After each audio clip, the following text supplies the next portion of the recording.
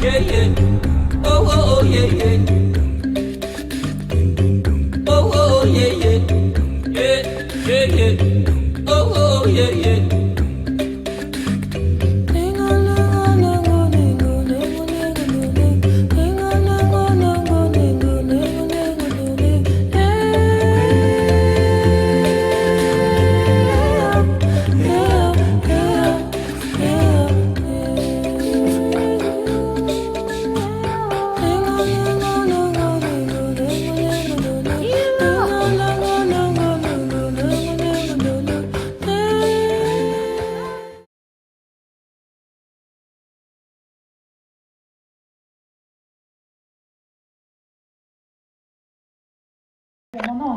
On applique, enfin la loi doit être respectée et on ose dire que c'est non.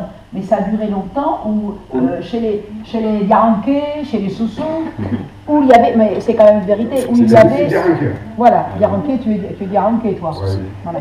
Où la tradition quand même continuait, perpétuait, malgré que la loi soit nette au Sénégal où il y a une interdiction. C'est-à-dire que là on voit bien que la coutume, la tradition l'emporte. Et il a fallu des actes courageux comme on le voit dans le film. Il faut quand même qu'on ouvre les yeux en disant attention, attention, ce n'est pas parce que vous n'avez pas entendu parler de la mort de un tel, de un tel, de un tel, rappelez-vous telle petite fille, telle femme à l'accouchement et tout ça, vous savez pourquoi elle est morte, vous savez ce qu'ont dit les médecins, vous savez tout ça, et ça avait été tu. Et là on s'est dit, ah oui, médicalement, il y a quelque chose qui s'est passé, médicalement. Et là on a commencé à dire, oui attention, les accouchements sont difficiles, on peut y mourir. Quand on ferme le conduit qui permet à l'enfant de passer, on meurt. On peut mourir. On en parle entre femmes. Maintenant, il faut qu'on s'autorise à dire, oui, mais quand même, ce qu'on a vécu, c'est pas normal, on ne veut pas pour nos filles, et non pas simplement parce que c'est interdit, mais parce que ça fait mal. Ça fait mal.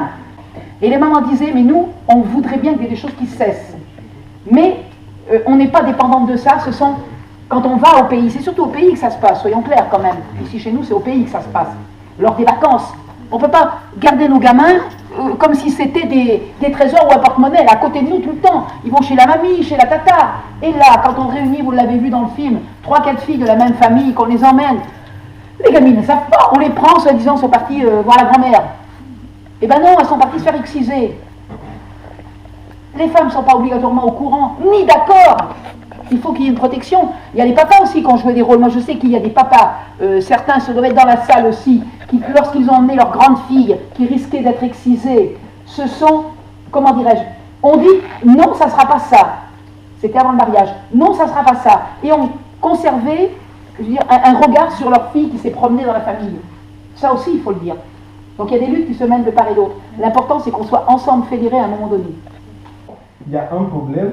Et les anciens, on ne sait pas quand, il y a des millénaires et tout, ont essayé d'apporter une solution à travers une pratique, à travers un rite, à travers quelque chose.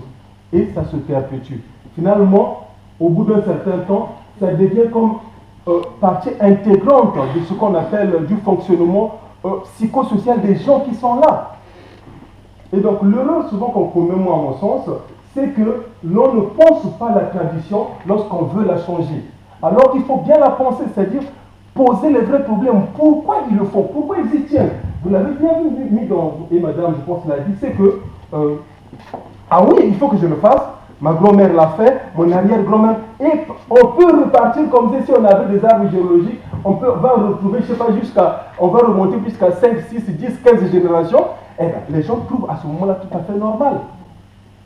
Ils trouveront toujours les raisons pour que ça se perpétue. Parce que malheureusement, et c'est ça parfois qu'on a du mal à comprendre, pour eux ça fait partie de leur, de ce que je peux appeler une sorte de génétique culturelle.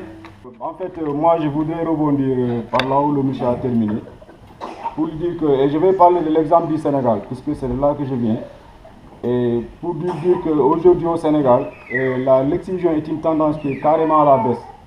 Parce qu'il y a beaucoup de paramètres qui contournent autour, qui font qu'aujourd'hui, l'excision est carrément en train d'être bannie au Sénégal. D'abord, il y a la loi dont tout le monde a parlé. Mais à côté de la loi aussi, il y a une forte sensibilisation de la population. Il y a une prise de conscience collective. Il y a des ONG qui sont là, qui se battent pour que ça disparaisse.